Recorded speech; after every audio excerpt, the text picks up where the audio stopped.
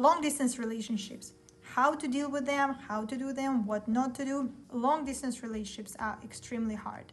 And in this video, I will share 8 rules you should follow if you happen to be in long distance relationships, because they're extremely difficult. They're difficult to handle. The conflict is going crazy.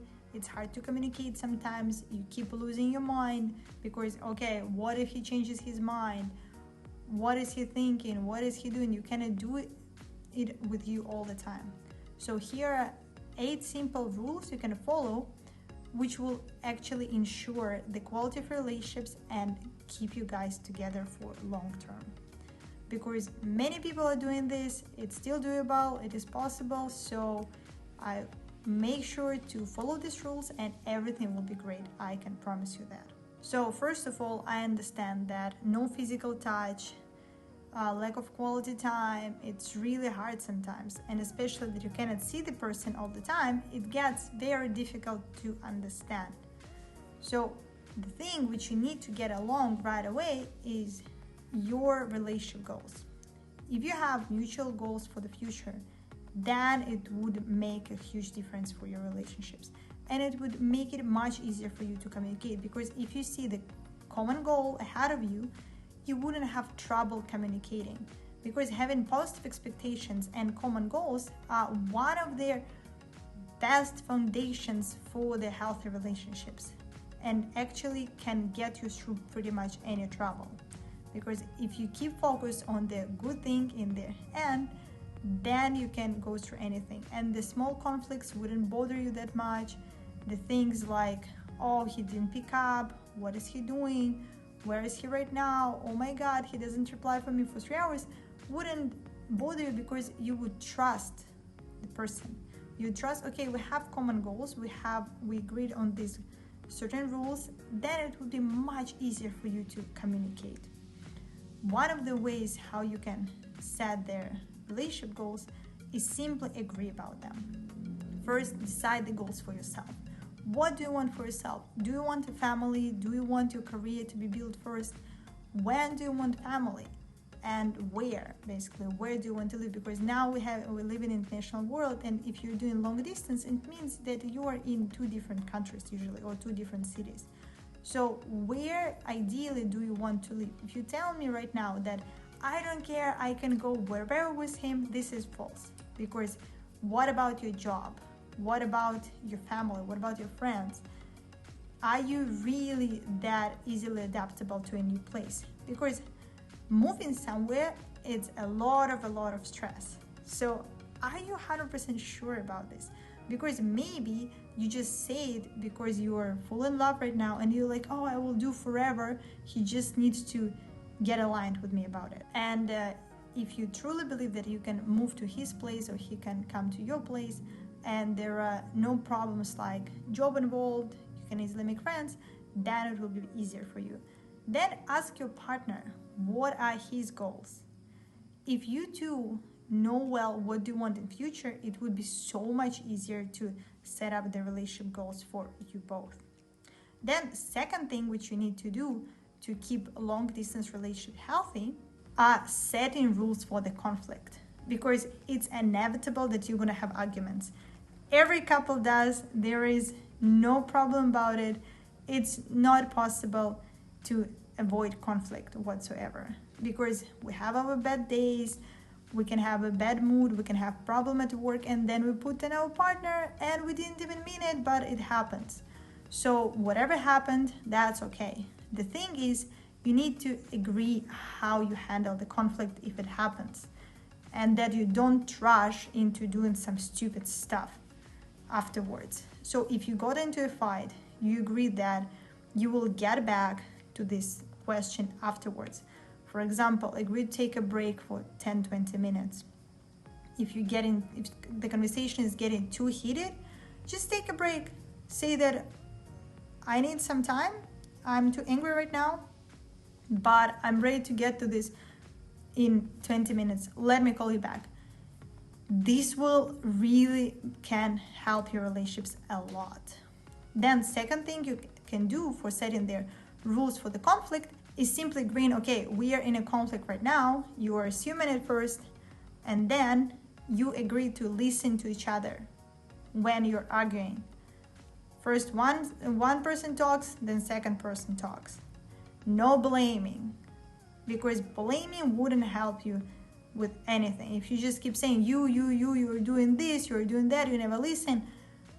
If somebody tells you that, how is it helpful? Are you ready to listen to a person if your partner is telling you, oh, it's always your fault? Of course not. So don't be the person who is blaming. Try to talk from the I perspective, share your feelings, and try to understand the feelings of your partner. If you think that you're in a worse situation, you're like, no, I feel really bad, but he's totally fine, and he's telling you that he's going through some trouble, then don't say that he doesn't, because you cannot feel what he feels. Same way, he cannot feel what you feel. So the only thing you can do is to communicate it and validate each other's feelings during the conflict. If you stop blaming and if you stop invalidating other person's feelings, it would be much easier for you to navigate in the conflict in a very healthy way, and can help your long distance relationships to keep healthy and actually long and lasting, so you can have future. Third thing is, not just for the conflict, but generally speaking, what I said about validating the feelings is very important, because literally you cannot understand the emotions of the person. You didn't see the person whole day. You're not able to be 24/7 on the phone, on the video call, so you actually see what another person is going through. So if somebody is feeling emotional, just agree to understand it. If your boyfriend is telling you, I'm angry right now, let him be. Don't push. No need to fight at this moment. Just wait for these emotions to pass, because emotions are temporary. Emotions never stay forever. So if you don't act on your emotions and just simply acknowledge that the other person has feelings, that would make it much easier for you to communicate in a very healthy way. Then the thing number 4 is being kind to each other. Trust me, kindness is never overrated. Being kind to each other, whether it's long distance relationships or just relationships in their normal life, anyway, you need to be kind to each other. Being too hard, push too much, demand too much is never good for relationships, and it's very unhealthy. Of course, I'm not telling you to become a pushover and whatever shit happens, just take it. No, that's what I said. If the problem happens, address the topic. But if your partner is going through some trouble, be kind and support. Support can help you really set a very healthy foundation for the future. Then the thing number 5 is being grateful for each other. Whatever thing is happening, for example, he's sending you good morning, what did you eat, how did you sleep? Be grateful for it. This is attention, because unfortunately you're not able to spend any quality time. You cannot compensate anything with the physical touch. So there is that little what you can do. So being grateful can literally improve their quality of your relationships a lot. So make sure to remind yourself and remind your boyfriend what you're grateful for in the relationships. For example, he told you congratulations on your new job interview, and tell him, thank you so much for your support. I'm really grateful that you're supporting me with it. That would mean a lot to him, because very often we're grateful for the things, but then we started taking them for granted little by little, and that what really can destroy the relationships, unfortunately. Then the thing number 5 is sending the gifts. Of course, it can be virtual gifts, it can be real gifts, it doesn't matter, but showing their signs of affection with gifts is really helpful. And don't think that if your boyfriend is not sending you flowers every week that he's a bad boyfriend. What have you done? You can simply send him a postcard. You can get him, I don't know, a $5 masterclass about the thing he's doing. The thing is attention. And these little gifts can actually improve the quality of relationships and show that you are showing the affection and love towards this person. And that's what matters. Of course, demanding gifts is not the best way to get them, so start with yourself. Do something for your partner. What can you do? And Maybe you can just record a song or record a poem. This kind of virtual gift can also show appreciation and attention to him, and that can improve their quality of relationships a lot. The thing number 7 is asking very simple questions like, good morning, what did you eat, how did you sleep? These things show care. Of course, if you actually mean it.